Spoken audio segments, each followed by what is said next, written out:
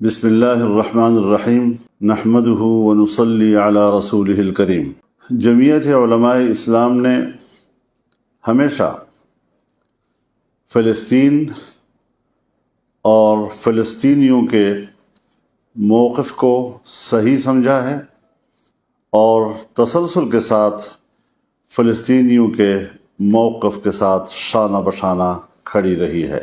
آج بھی ہم اس بات کا اعادہ کرنا چاہتے ہیں کہ ہم فلسطینی بھائیوں کے ساتھ ہیں، ان کے شانہ بشانہ ہیں، اور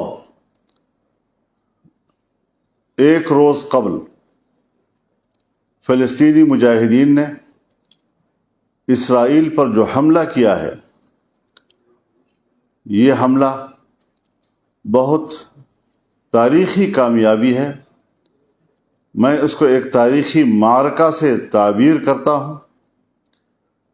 جن علاقوں پر انہوں نے قبضہ کیا ہے، یہ ان کے اپنے علاقے ہیں اور اپنے علاقے انہوں نے واپس لیے ہیں۔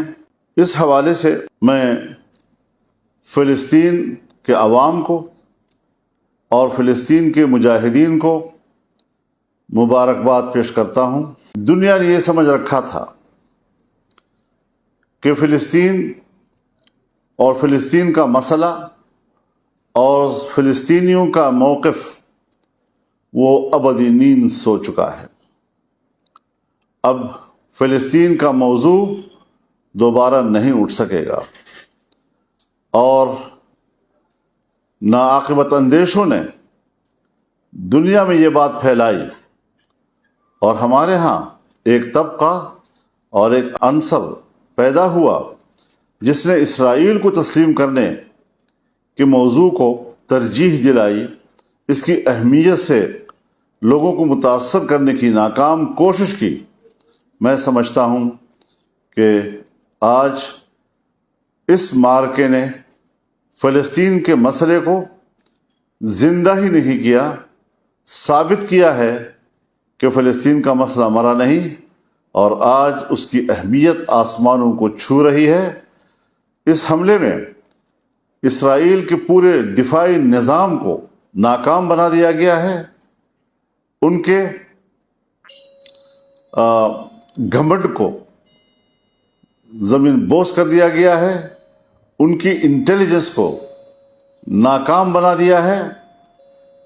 یہ حقیقت تسلیم کر لینی چاہیے دنیا کو کہ اسرائیل کوئی قوت نہیں، اسے بڑا چڑھا کر پیش کیا جا رہا ہے، اور اس قوت کو جس انداز سے بڑھا کر پیش کیا جا رہا ہے، یہ انصاف کے تقاضے پورے نہیں کر رہا ہے۔ میں ساتھ ہی یہ بات بھی اپنے فلسطینی بھائیوں سے اور مجاہدین سے کہوں گا کہ وہ انسانی حقوق کا احترام کریں، اسے تحفظ دیں، اس کا لحاظ رکھیں، بچوں، عورتوں اور عام شہریوں کو گزند نہ پہنچائیں، ان کی زندگیاں تلف نہ کریں، اور دنیا کو بتائیں کہ اسرائیل اور صہیونی جنہوں نے فلسطینیوں کی نسل کشی کی، ان کے بچوں کو قتل کیا، ماؤں کے سامنے قتل کیا، والدین کے سامنے قتل کیا، اور کوئی احترام آدمیت انہوں نے نہیں دکھائی، آج ہمیں اس کے بدلے میں یہ ثابت کرنا چاہیے کہ اسلام اور مسلمان کس طرح انسانی حقوق کا تحفظ کرتا ہے۔ اس حوالے سے ہم ضرور فلسطینیوں سے یہ اپیل کریں گے کہ وہ ان انسانی حقوق کے تحفظ میں بھرپور کردار ادا کریں۔ میں یہ بھی کہنا چاہتا ہوں کہ اقوام متحدہ بھی اپنا فرض پورا کرے، 1967 کی قراردادوں پر عمل درآمد کرائے، بیت المقدس کو مسلمانوں کے حوالے کرے، اور اس کو فلسطین کا دارالخلافہ تسلیم کرے۔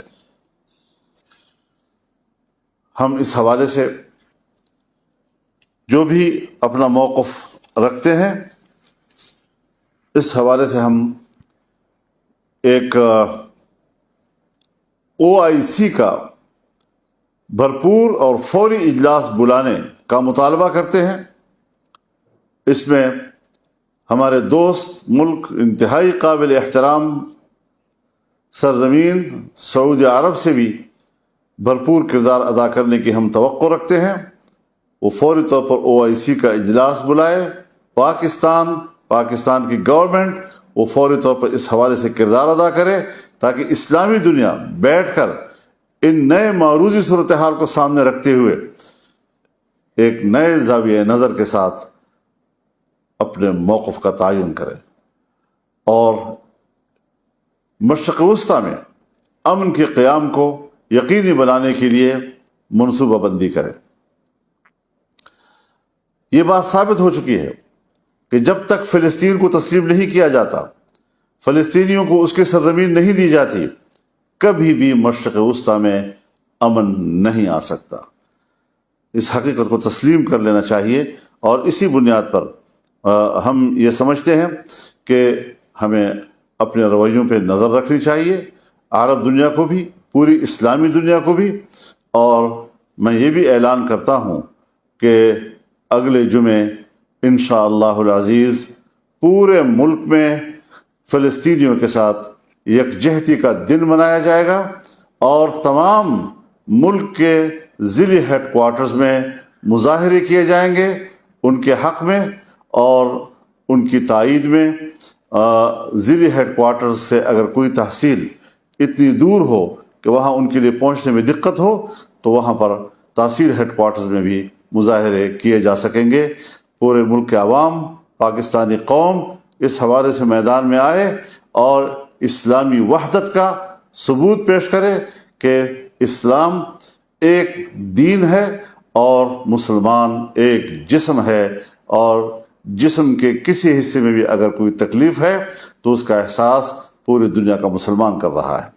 पाकिस्तानी कौम इस हवाले से इंशाअल्लाह अपना किरदार अदा करेगी, अपनी राय देगी, यकजहती का मुजाहरा करेगी और जुमे के रोज़ जुमे की नमाज के बाद पूरे मुल्क में इंशाअल्लाहुल अज़ीज़ इस हवाले से यकजहती का दिन मनाया जाएगा, भरपूर मुजाहरे किए जाएंगे।